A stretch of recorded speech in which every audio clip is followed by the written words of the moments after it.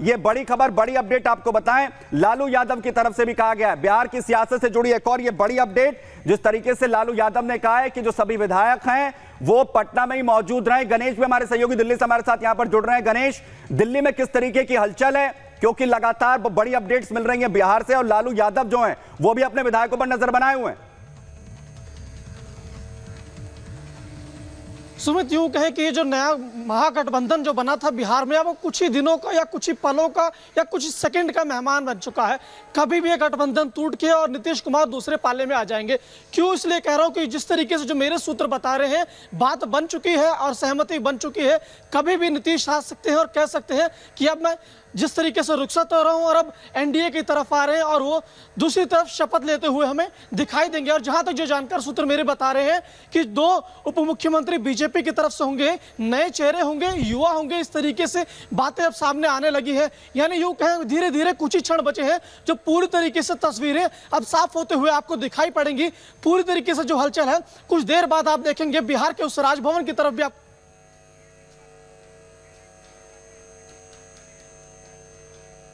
कि जिस तरीके जो हमारे सूत्र बता रहे हैं, तस्वीर अब धीरे धीरे अब साफ होती नजर आ रही है।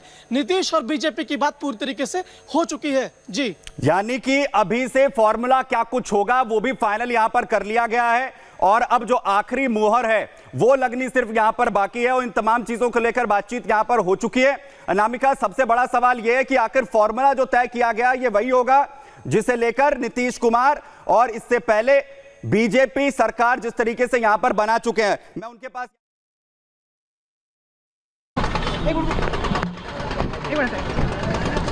दीदी, जिस तरीके से बीजेपी के खेमे में खुशी है इस महागठबंधन के सरकार में दरार डाल के, क्या लग रहा है? क्या ये लोग पहले से ऐसा प्लानिंग कर रहे थे? यहाँ के कोई जानकारी नहीं है, क्योंकि अभी देखो, अभी तो हम आए ही हैं और जिस तरह से न्यूज में ही जो चल रहा है सो चल रहा है। अभी तो कोई आधिकारिक किसी की तरफ से कोई बयान आया नहीं। जिस तरीके से कहा जा रहा है कि रोजगार मिल रहे थे और सब कुछ मिल रहा था, आज बैठक में भी लालू जी ने कहा कि हम लोग एकजुट रहेंगे। देखिए, जब भी हम लोग सरकार में आते हैं, राष्ट्रीय जनता दल बिहार के जनता के लिए और काम करते हैं और आगे भी करते रहेंगे।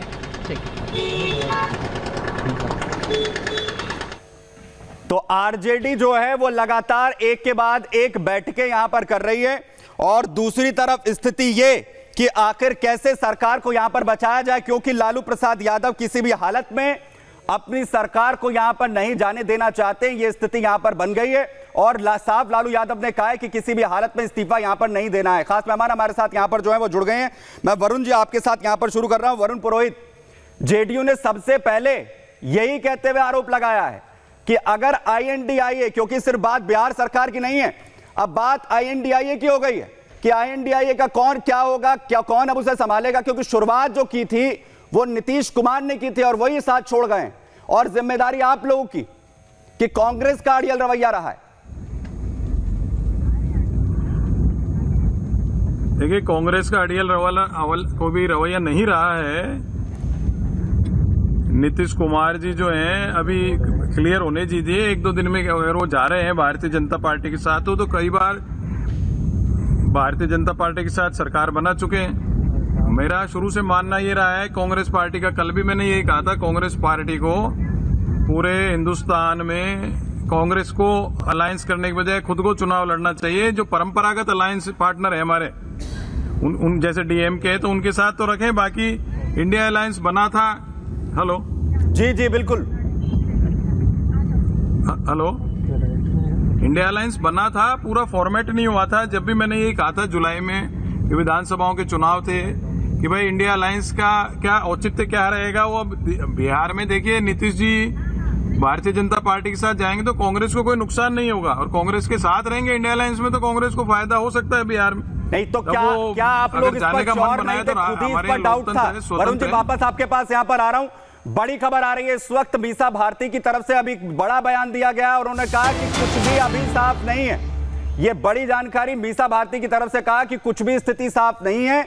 सियासी हालात पर बोलती हुई मीसा भारती नजर आ रही है। जिस तरीके की स्थितियां बिहार में बनती हुई दिख रही है, हम जनता के लिए काम करेंगे, ये भी मीसा भारती यहां पर कह रही हैं। लेकिन जो बैठकें हैं, जो बयान अंदर खाने से लगातार आ रहे हैं, वो स्थिति साफ करते हुए दिख रहे हैं कि आरजेडी और जेडीयू के बीच में जो तल्खियां हैं वो पूरी तरीके से यहां पर बढ़ चुकी हैं और अब मीसा भारती ये कह रही है कि स्थिति साफ नहीं है और कुछ भी बोलने से वो इनकार कर रही है। सिर्फ इतना कह रही है कि हम जनता के लिए इसी तरीके से काम करते रहेंगे। सियासी हलचल जो इस वक्त बिहार में जो है वो लगातार मची हुई है, सुनवाते हैं आपको।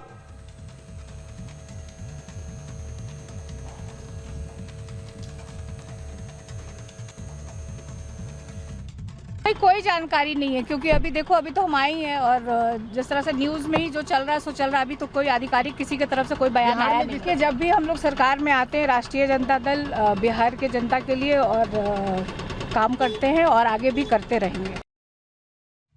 कोई जानकारी नहीं है, क्योंकि अभी देखो अभी तो हम आए ही हैं और जिस तरह से न्यूज़ में ही जो चल रहा है सो चल रहा है। अभी तो कोई आधिकारिक किसी की तरफ से कोई बयान आया नहीं। देखिए, जब भी हम लोग सरकार में आते हैं, राष्ट्रीय जनता दल बिहार के जनता के लिए और काम करते हैं और आगे भी करते रहेंगे। कोई हमारे साथ यहाँ पर प्रियंका भारती जी आरजेडी की तरफ से भी यहाँ पर जुड़ गई हैं। इसके अलावा हमारे साथ जो है तमाम मेहमान भी जुड़ गए हैं। धनंजय गिरी जी भी जुड़ गए हैं हमारे साथ बीजेपी की तरफ से, हमारे जो तमाम मेहमान हैं।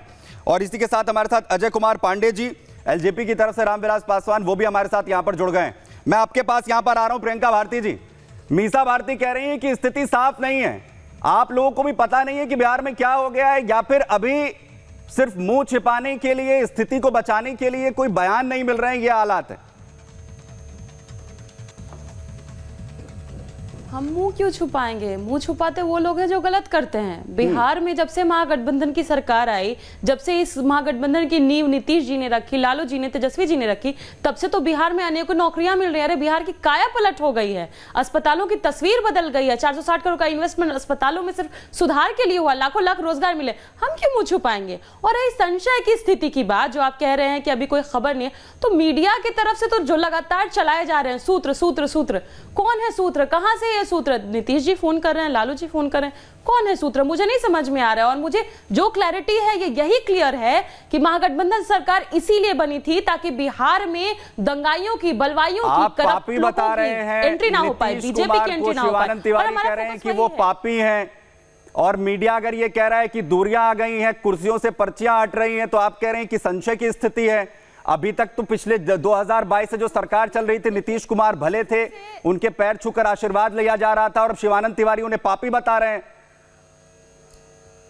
तो नीतीश जी को कभी भी तेजस्वी जी ने जो उप मुख्यमंत्री रहे, माननीय के अलावा कोई शब्द यूज किया क्या आज तक? जहां पर भी रहे दोनों ने साथ मंच साझा किया। आप पर्ची फाड़ने की बात कर रहे हैं, अशोक चौधरी जी पर्ची फाड़ते हुए नजर आ रहे थे। अरे ये तो राजनीतिक सोचता है कि कुर्सी पे जिसका नाम होता है वही बैठता है। वो नहीं आए तो वहां पे वो हटा करके टैग वहां पर बैठ गए। जबरदस्ती कूद तो नहीं जाते वहां पर। नहीं, तो सवाल यह है कि आखिर जो फिलहाल बयान आ रहे हैं, आप जिसे संशय कह रही हैं, उस पर तो मुहर लगनी बाकी है। और इसीलिए हर कोई अब ये पूछ रहा है कि सरकार का सवाल अब छोड़िए, INDI ये बचा या फिर नहीं, यहां पर नहीं बचा। धनंजय